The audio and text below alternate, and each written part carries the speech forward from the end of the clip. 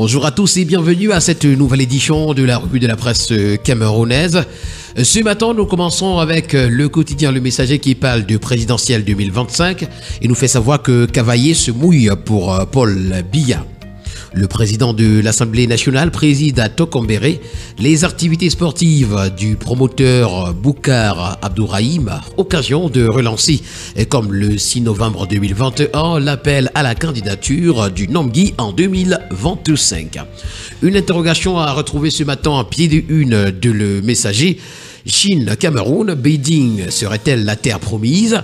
Les enjeux de la présence du Cameroun au 4e sommet du Forum de coopération sino-africaine nous sont présentés ce matin à la page 3.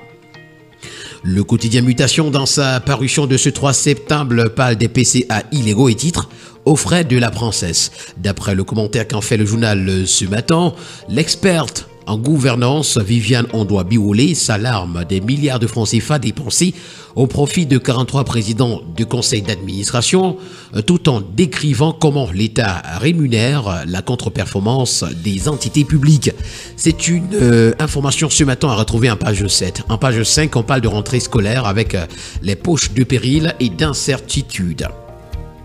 Nous continuons ce matin avec le quotidien Vert Émergence qui parle de la guerre ouverte entre le MINSEP et la FECAFOOT, en nous faisant savoir que la FIFA sort les muscles. Les muscles de la FIFA nous sont présentés ce matin donc à la page 3.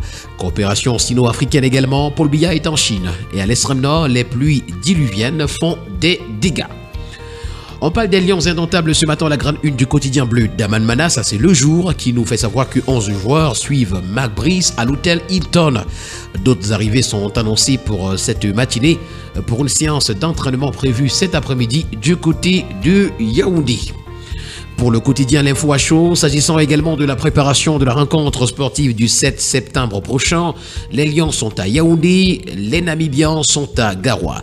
Le team officiel des Lions indomptables a l'honneur d'informer l'opinion de l'arrivée officielle et de l'entrée en stage lundi 2 septembre des joueurs de la sélection nationale retenus dans le cadre de la double confrontation Cameroun-Namibie et Zimbabwe et Cameroun, comptant pour la première journée des éliminatoires de la CAN Maroc 2025, sont présents à date à l'hôtel Hilton de Yaoundé, quartier général de la sélection. Par ailleurs, la rédaction du quotidien L'Info à chaud a appris qu'une délégation d'officiels namibiens séjourne déjà à Garoua pour préparer l'arrivée de leurs joueurs. C'est une information à retrouver ce matin à la page 4. Le quotidien à capitaux publics Cameroun Tribune, dans sa parution de ce matin, s'intéresse quant à lui au 4e sommet du forum Chine-Afrique. Paul Biya est en route pour Beijing, nous renseigne donc le journal. À l'invitation de son homologue chinois Xi Jinping, le président de la République a quitté Yaoundé hier en compagnie de la première dame pour prendre part aux travaux qui s'ouvrent demain. Expression politique s'agissant des activités présidentielles, nous fait savoir que Paul Biya est un président hyper actif. Pour la terre promise hebdo, Paul Biya est sur la route de l'Orient. Nous continuons ce matin avec le fer de Ngovayan qui est présenté comme l'espoir pour les populations à la grande une du quotidien Nouvel Horizon. Les populations de Ngovayan espèrent que le projet de fer va améliorer leurs conditions de vie et développer leur région, mais attendent encore de voir les résultats concrets. Ce matin, le bi-hebdomadaire d'analyse, d'enquête et d'information générale, Le Point, titre à sa grande une, Gabéji au sommet, multimilliardaire, pouvoir, la crainte. D'après le bi-hebdomadaire, ils sont proches collaborateurs du président de la République. Ils ont un dénominateur commun, le siphonnage des caisses publiques. Capables d'acheter le Cameroun, leur but est désormais de prendre, et quel que soit le cas, le pouvoir. Qu'en sera-t-il du président actuel qu'ils vilipendent via les chancelleries? Vivez leur parcours despotique, prenez connaissance des moyens qu'ils utilisent pour s'enrichir à une vitesse météorologique ce matin à la page 11 du journal. Match Cameroun-Namibie en haut de une ce matin, le combat des sites nous est présenté. Ce matin, le journal Alpha Echo nous présente l'APE comme les frais qui divisent. À la veille de la rentrée scolaire, d'après le journal, des foyers de tension naissent entre les parents d'élèves et le staff.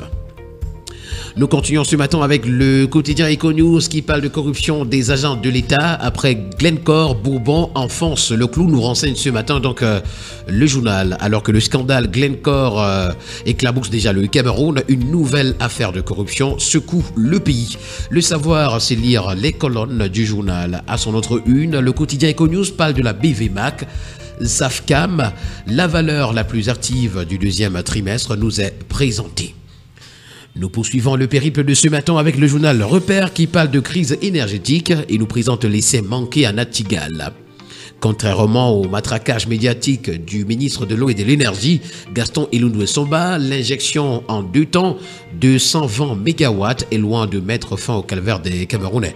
Les délestages plutôt redoublent d'intensité pour une qualité de service de plus en plus médiocre. Haute et basse tension perturbent au quotidien les ménages et industriels, nous renseigne ce matin en page 5 le journal Repère. Avec le quotidien de la santé, EcoSanté ce matin, on parle du fonds régional pour la promotion de la santé de l'Est comme moteur de l'implémentation de la couverture santé universelle. C'est l'information à retrouver à la grande une. En petite une, on parle des belles lettres. Le docteur Temfak identifie les principaux obstacles à l'essor de la médecine traditionnelle. Et puis campagne de chimioprévention du paludisme saisonnier. 1 228 198 enfants traités sur les 1 300 000 dans la région de l'extrême nord. Le journal My Hospital également que ce matin nous amène à l'hôpital régional annexe de Kousséry qui va faire bientôt 10 mois sans directeur. Le quotidien L'économie pour sa part parle de facilité de garantie de l'État aux entreprises et c'est le gouvernement qui est au secours de Nana Bouba.